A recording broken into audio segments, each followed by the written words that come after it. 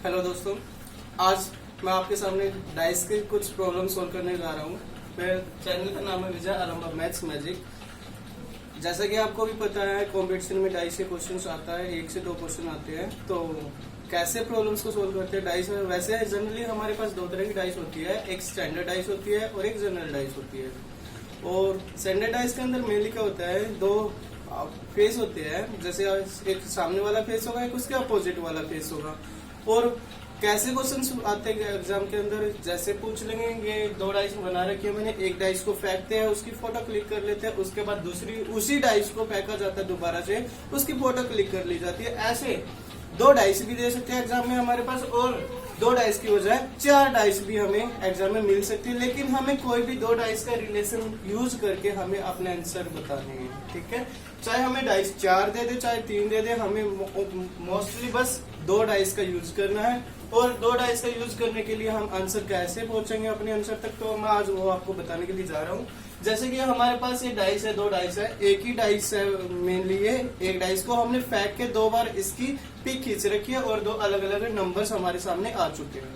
तो क्वेश्चन पूछ लेंगे, जैसे यहाँ पे पूछ लेंगे कि 1 है, 1 के अपोजिट फेस में बताना है हमें कौन सा नंबर आएगा। तो हम उसको फाइंड आउट करने के लिए यहाँ पे कॉमन फेस देखेंगे। दोनों डाइस के अंदर जो कॉमन फेस आ रहा होगा हमारा, उस कॉमन फेस से लेके हम अपने आंसर तक पहुंचेंगे। जैसे यहाँ पे देख रहे हैं हम 1 यहाँ पे इस डाइस के अंदर दिख रहा है और इस डाइस के अंदर भी हमें 1 दिख रहा है, और कुछ कॉमन आ रहा है तो हम वो भी देखेंगे।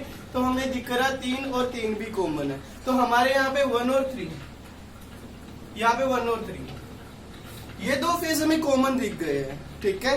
तो ऐसे जब केस आ जाता है हमारे सामने कि किसी भी 2 डाइस के अंदर 2 कॉमन फेस आ जाए, तो एक जो तीसरा फेस बच जाता है वो एक दूसरे के अपोजिट साइड में होता है। कहने का मतलब है जो 2 होगा हमारा, 2 5 के अपोजिट मिलेगा। अगर क्वेश्चन पूछे कि 2 के अपोजिट कौन सा फेस होगा, तो हम बता देंगे 2 के अपोजिट 5 हो जाएगा, जो हमारा रिमेनिंग बच गया है। और ऐसे ही अगर 5 के अपोजिट पूछे तो 5 के अपोजिट भी 2 आ जाएगा। सिंपल सी बात है।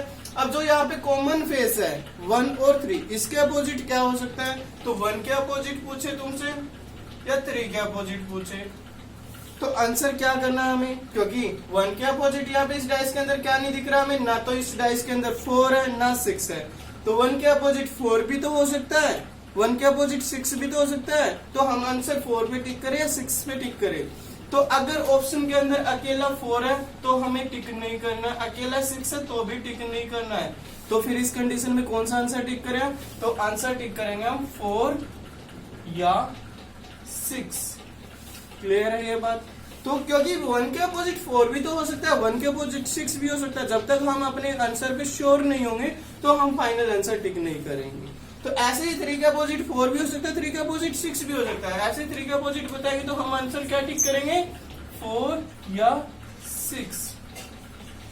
ठीक है ये बात। अगर ऐसे ही 4 या 6 के अपोजिट पूछे, 4 के अपोजिट या 6 के अपोजिट पूछे, तो यही हो जाएंगे नंबर। 4 के अपोजिट 1 भी हो सकता है और 4 के अपोजिट 6 भी हो सकता है, 4 के अपोजिट 3 भी हो सकता है, ठीक है। तो इनका आंसर क्या करेंगे? 1 या 3। ऐसे 6 के अपोजिट 1 या 3।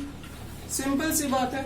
जो थर्ड फेस है वो तो एक दूसरे के अपोजिट, जो कॉमन फेस है, जो 2 फेस नहीं है, वो कोई भी अपोजिट हो सकता है इसके कॉमन फेस के। तो हमने यहाँ पे ऐसे आंसर टिक करना। अगर ऐसे है तो अकेला 4 है, अकेला 6 है, तो उनको रॉन्ग करना, ऐसे आंसर को टिक करना। क्लियर है? तो ये तो था हमारा पहला केस, जब हमारी डाइस के अंदर 2 फेस कॉमन आते हैं। लेकिन हर बार तो पॉसिबल है नहीं कि डाइस के अंदर 2 ही फेस कॉमन आए।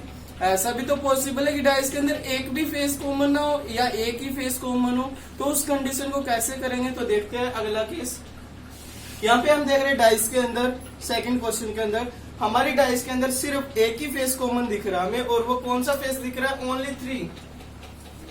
अकेला 3 फेस ऐसा है जो दोनों डाइस के अंदर कॉमन है। तो ऐसी केस में हम क्या करेंगे, जब भी कॉमन फेस दिखेगा हम तो कॉमन फेस से या तो राइट क्लॉकवाइज घूमना हमें या एंटी क्लॉकवाइज घूमना, मर्जी हमारी, लेकिन दोनों डाइस में एक तरह से घूमना है। जैसे यहाँ पे कॉमन फेस 3 है, 3 से मैं क्लॉकवाइज घूम रहा हूँ, तो 3 के अपोजिट क्या आएगा? 3 के बाद आएगा 2, 2 के बाद 4। तो मैं यहाँ पे लिख देता हूँ 3 के बाद 2, 2 के बाद 4। एक बार मैं ऊपर वाला रब कर देता हूँ ताकि कंफ्यूजन ना हो। इस डाइस के अंदर देखा हमने 3 कॉमन फेस है, 3 के बाद 2 आ रहा था, 2 के बाद 4। कब? जब हम क्लॉकवाइज घूम रहे हैं। जब इस डाइस के अंदर भी क्लॉकवाइज घूमेंगे तो क्या आएगा, देखो कॉमन फेस तो लिख लेना, ऊपर नीचे कॉमन फेस लिख लेना है। अब क्या करना है, कॉमन फेस से यहाँ से क्लॉकवाइज घूमे थे तो यहाँ से भी क्लॉकवाइज हमें रोटेट करना है। 3 के बाद आएगा हमारा 1, 1 के बाद आएगा और 6, ऐसे हम क्लॉकवाइज घूम रहे हैं। 3 के बाद 1, 1 के बाद 6। क्लियर है यहाँ पे? तो यहाँ से आया क्या, 4 के अपोजिट हो जाएगा 6 और 6 के अपोजिट 4 हो गया। 2 के अपोजिट 1 आएगा, 1 के अपोजिट फेस पे 2 हो जाएगा। जो कॉमन फेस बच गया वो किसके अपोजिट हो जाएगा, जो दोनों डाइस के अंदर है ही नहीं। तो दोनों डाइस के अंदर कौन सा फेस नहीं दिखा हमें, 1 आ गया, 2 आ गया, 3 आ गया, 4, 5 नहीं है। तो 3 के अपोजिट क्या होगा, 5। आंसर क्या होगा, 5। कॉमन फेस के अपोजिट जो दोनों डाइस के अंदर है ही नहीं। क्लियर है इतना? अब यहाँ पे 5 के अपोजिट पूछे तो 3। यहाँ पे कंफ्यूजन नहीं करनी है किसी भी चीज की, क्योंकि 5 तो इन दोनों डाइस के अंदर है ही नहीं। तो 5 के अपोजिट क्या बताए हम, तो कॉमन फेस उस फेस के अपोजिट होता जो इन दोनों डाइस के अंदर होता नहीं, तो उसके अपोजिट कॉमन फेस हो जाएगा। सिंपल है। अब ये भी कुछ ऐसा ही एग्जांपल है जिसमें एक ही फेस कॉमन है, हम देख रहे हैं यहाँ पे सिर्फ 1 कॉमन आ रहा है और कुछ हमारा कॉमन नहीं है।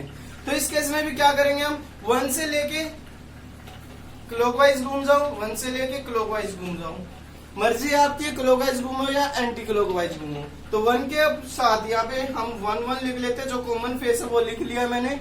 अब 1 के बाद आ रहा है 3, 3 के बाद आ रहा है 2। ऐसे ही कॉमन फेस में 1 के बाद क्या आ रहा है, 5, 5 के बाद क्या आ रहा है बच्चों, 6। अब यहाँ पे हम देख रहे हैं 2 के अपोजिट क्या दिख रहा है हमें, 6, और 6 के अपोजिट फेस पे 2 हो जाएगा। 3 के अपोजिट फेस पे 5, 5 के अपोजिट फेस पे 3, और कॉमन फेस के अपोजिट बता दो जल्दी से क्या होगा, जो दोनों डाइस के अंदर नहीं है। क्या नहीं है इन दोनों डाइस के अंदर, 4। तो कॉमन फेस के अंदर 4 और 4 के अपोजिट कॉमन फेस। क्लियर है इतना? तो यहाँ तक का हमारा था डाइस के अंदर जो कोई ना कोई फेस कॉमन हो, या तो एक फेस कॉमन हो या 2 फेस कॉमन हो। जब ऐसी कंडीशन आ जाए हमारे सामने कि एक भी फेस हमें कॉमन ना दिखे, तो उस केस में हम क्वेश्चंस को कैसे सॉल्व करेंगे। ठीक है, तो देखते हैं उनको कैसे सॉल्व करेंगे। यहाँ पे हम देख रहे हैं अब तक हमने क्या किया था कि जब किसी भी डाइस के अंदर या तो एक फेस कॉमन हो या एक से ज्यादा फेस कॉमन हो, लेकिन हम देख रहे हैं इन दोनों डाइस के अंदर एक भी फेस कॉमन नहीं है। तो इस कंडीशन में हम क्या बताएंगे, क्वेश्चन में एक इंस्ट्रक्शन जरूर गिवन मिलेगी, वो क्या, कोई ना कोई एक अपोजिट फेस हमेशा मिलेगा। जब भी कुछ भी कॉमन ना होगा तो एक अपोजिट फेस क्वेश्चन के अंदर पहले से ही देगा। तो उस केस में हम 2 के अपोजिट 4 है, तो हम अपोजिट फेस को पकड़ेंगे, दोनों डाइस के अंदर अपोजिट फेस को पकड़ेंगे और क्या करेंगे, एक में हम क्लॉकवाइज रोटेट करेंगे तो दूसरी में एंटी क्लॉकवाइज रोटेट करेंगे, कॉमन फेस नहीं जो अपोजिट फेस दे रखे उससे। क्लियर है ना? क्या, जो कॉमन फेस नहीं है तो अपोजिट फेस गिवन मिलेंगे, और अपोजिट फेस के अंदर क्या करेंगे, जो फेस गिवन है हमें अपोजिट, वहां से एक डाइस में क्लॉकवाइज रोटेट करेंगे तो दूसरी डाइस में एंटी क्लॉकवाइज रोटेट करेंगे। ये रोटेशन हमेशा याद रखना। तो यहाँ से हम क्लॉकवाइज रोटेट कर रहे हैं तो 2 के बाद क्या आ रहा है, 3, और 3 के बाद आ रहा है 1। तो यहाँ से हम जब एंटी क्लॉकवाइज रोटेट कर रहे हैं तो 4 के बाद 5 आ रहा है, 5 के बाद आ रहा है 6।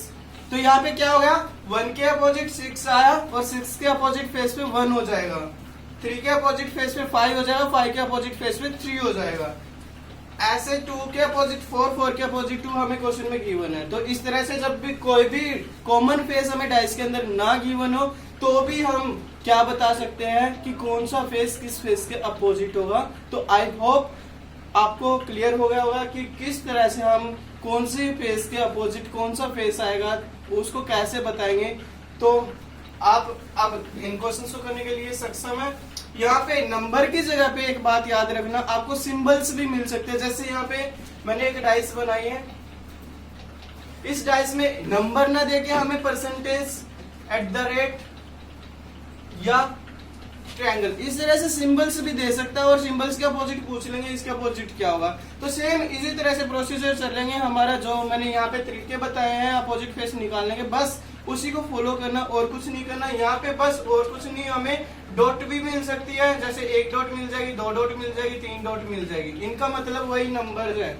तो इनको भी सेम उसी तरीके से हम फाइंड आउट करेंगे, जैसे अभी हमने नंबर्स वाले डाइस किए हैं, ऐसे ही परसेंटेज वाले भी, हमारे साइन सिंबल्स वाले भी डाइस के अपोजिट फेस हम आसानी से निकाल सकते हैं।